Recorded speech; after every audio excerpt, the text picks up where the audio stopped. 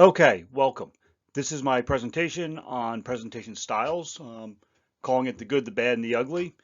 And it really is trying to get across the idea of what I do and don't like and what I expect and hope not to see in a presentation. One of the things you have to be careful about, one of the things that happens in industry is this idea of death by PowerPoint. This is a common occurrence in industry. I'm guilty of it.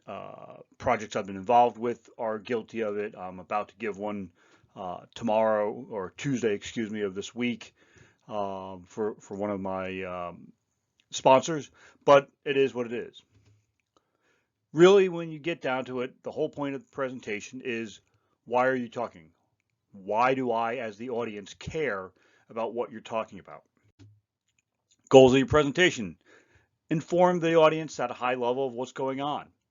You might be trying to pitch a new idea, or you could be explaining or educating the audience about a topic, and this is going to be much more of a detailed and in-depth type of presentation.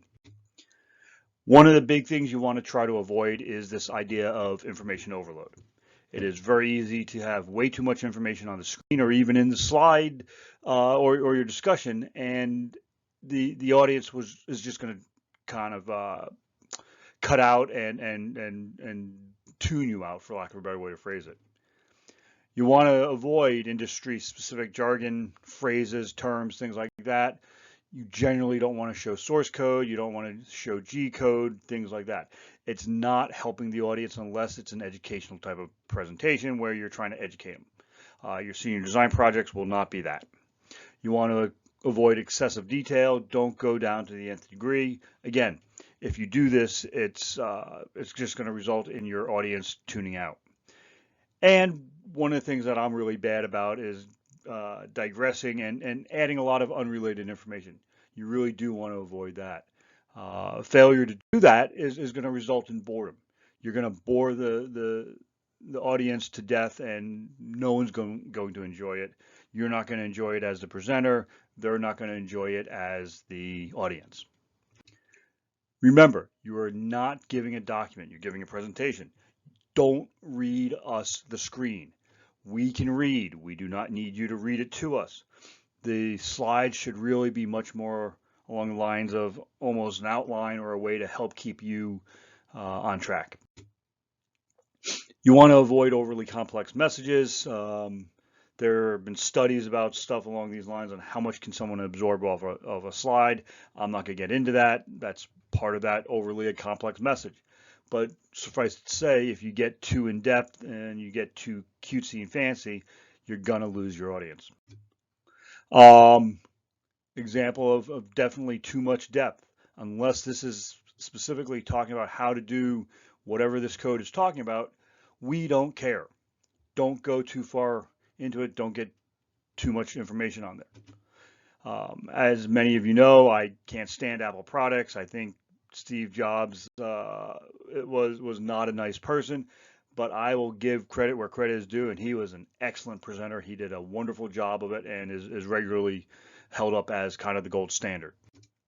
3 easy steps for ensuring success in your presentation. Understand the purpose of your presentation.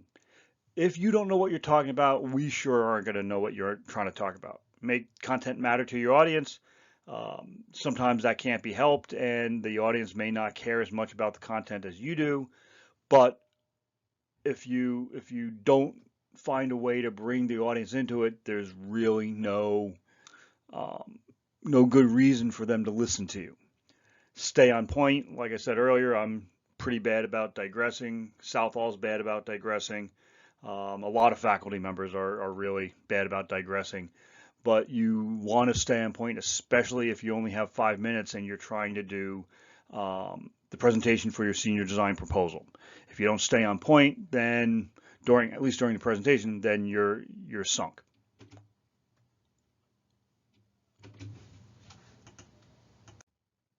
Any questions? All right. So what you just saw was basically a 5-minute presentation. According to my clock here, it was 4 minutes and 50 some odd seconds at most. It follows most of the rules. It doesn't have to be overly dry. The pictures don't have to be boring and technical. There's no reason to make it painful for everybody. All right, so moving right along, your proposal presentations are going to be minimum or a maximum of 5 minutes, excuse me. You're going to tell us what your project is. You're going to tell us what the top deliverables and specifications are for it, and the top methods of how you're going to evaluate it. It's going to be a slide on your project, a slide on your deliverables and specifications, a slide on your evaluation, maybe a slide or two on your any pictures or graphics or things you've developed to date on it. We don't need the in-depth information about the code. We don't need in-depth information about your Gantt chart. We know you're going to have one. And so keep it short, keep it to the point so that we can get through these. The last thing you want is to get halfway through your presentation and have me cut you off.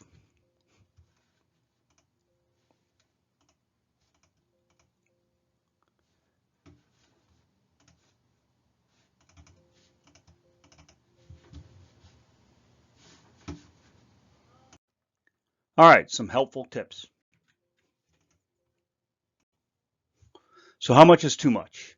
Remember, it's 5-minute max. So I use as a rule of thumb for my slides, if I'm going to be talking about them, about a minute, half a minute to a minute per slide. What's in it for me? As an audience member, why do I care about your slide? Why do I care about what you're saying?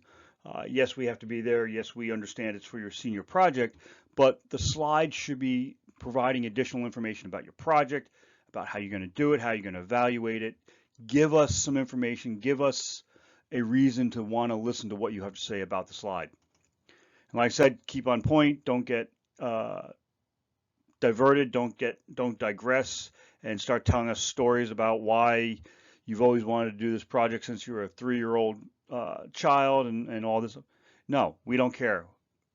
I'm doing project A. It's going to do this. It's going to do that. I'm going to evaluate it this way. Quick, concise, to the point. Depending on what your slide is trying to show, there can be too much. If it takes me 5 minutes to read through all the information on your slide, it's definitely too much, unless you're trying to convey a sense of how much is involved, how broad the spectrum is, something like that. I wouldn't expect an audience to read this slide, but I would expect the audience to understand, oh, hey, look, there are all these categories, there are all these subcategories that relate to GS1 healthcare around the world. That's the point of the slide. It's not to say, oh, the manufacturers are blah, blah, blah, blah. No, not the point. Likewise, you can just have too much text. Do not cut and paste, copy and paste entire sections of your report into the slide deck. It should be a couple of words, couple sentence fragments at most in terms of best practices. Graphics, the old adage, a picture is worth 1,000 words, is very, very true in the presentation scope of things. And so if I want to talk about my project, I'm going to say my project is to provide communications layer between an RFID reader, a PLC, and a FANUC robot. Okay, great. I can show here that I've got custom RFID to PLC communications occurring with the arrow on the left, and the green arrow on the right is showing that we're using FANUC Ethernet IP comms. I don't have to have all that written out. I don't have to have it all laid out in multi-bolted text. I can just put a picture up there that will explain it. But then don't read and talk about this picture the entire time. 5 minutes. If you spend more than 30 or 40 seconds on this slide, unless this slide by itself is your entire presentation, you're missing the point. One of the things you have to pay attention to, and some of the templates in PowerPoint are really bad about this, color selection. there are good options and there are bad options. The option in the upper left here, the red on blue is it's okay but not great. The white on blue is a good choice. I understand it says bad, but that's the way you could fix it. Um, this is worse, and when you project this on the screen, we're not going to be able to see those red letters. They're just going to get lost on the projector, and the even if I do the good contrast type of a deal where I've got white on blue, so real light color on a dark color or darker color, um, because of that really thin font, it's going to make it hard to see, hard to read. Remember, you got to be able to read this from the back of the room. If I can't see it from the back of the room, I'm going to assume there's nothing there and you're going to get a 0. Um, I think I've mentioned this in class. If I haven't, I'll tell you now. I'm red-green colorblind. I can see red, I can see green. I have a lot of trouble when they're mixed together, and depending on what I'm using and what I'm looking at, I cannot see, or I have to really squint and concentrate to see the red on the green back, or the green on the red background, excuse me, or vice versa. Um, Again, the white on red is fine. It gives us a nice strong contrast. Uh, but you want to be careful about color contrast. You don't have to go black and white, but make sure that in the room with all the lights on, we can see all the text. And if you're trying to color code something, we can tell what colors we're looking at. Um, so just to give you an idea of where the concern is, we've got on the screen here, we got lower left tags lock green, lower right tags tag lock failed in red. If I look at that very quickly, I don't always see that those are red and green. This is uh, showing it through a filter with Photoshop, and if you're not red green colorblind, you'll notice there's a pretty significant difference between the two. If you have uh, another type of color blindness with a red deficiency, you might see something like this. So again, you want to be careful. One of the things my wife normally does is send me to the store to get her some bananas, and then she'll do something silly like say, "Oh, make sure they're a little green." I have a green deficiency. That looks the same as that to me. You may see that it is all sorts of different, but to me they are the same exact thing. You want to try to avoid distractions as you're presenting, and I don't always follow this rule, especially in class. I'll admit to it, but you don't want to read your notes. Don't read the 3.5 by 5 cards you have, or your sheet of paper, whatever. If you need to, you need to, but try to practice, try to learn what your slides are going to say, what you want to say on the slides, so that you're in good shape. I would rather you point and face the audience and read from a piece of paper if you're that nervous than read from the screen. Reading from the screen is going to be a big problem, and I'm going to interrupt you because generally what happens is we then can't hear you. Because if you're going to turn around and face the screen and talk at the same level as when you're talking and facing us, you're going to lose half the volume probably. So you need to make sure you're pointing at us and facing us. Avoid the pointless flashy transitions. They don't get us anything 99.999% of the time.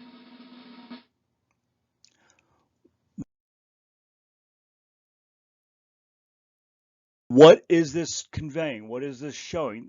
No, there's no point to it.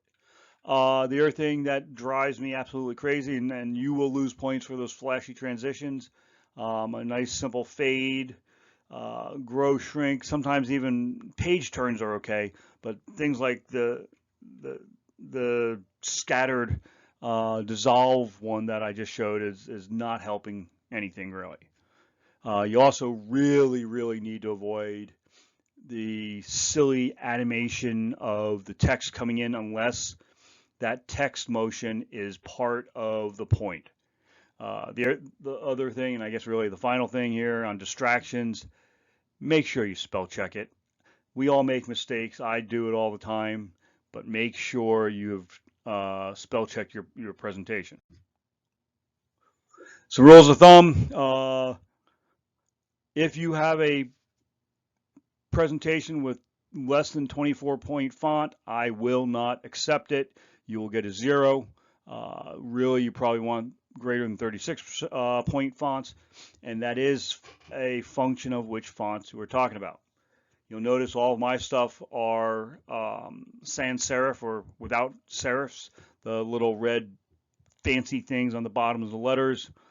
They're not helping in a presentation point of view. They may look better on print, and that's fine, but if you're presenting, you want to tend to avoid those.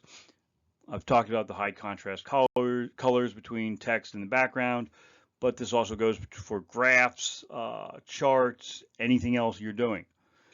Like I said, minimize content on the screen.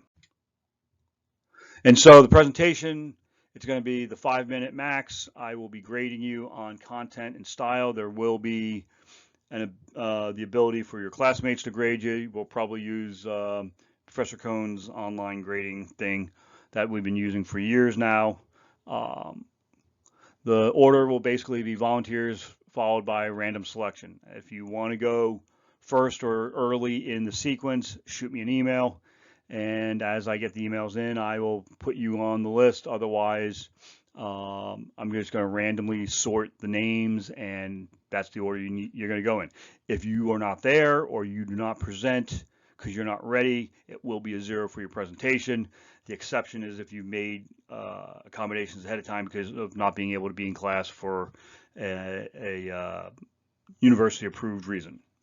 So hopefully this has been helpful. That is all I have on the presentations. Sorry I didn't get this done a little bit sooner. Like I said, I couldn't find the file that I could have sworn I'd saved. So this is now on YouTube where you can get to it.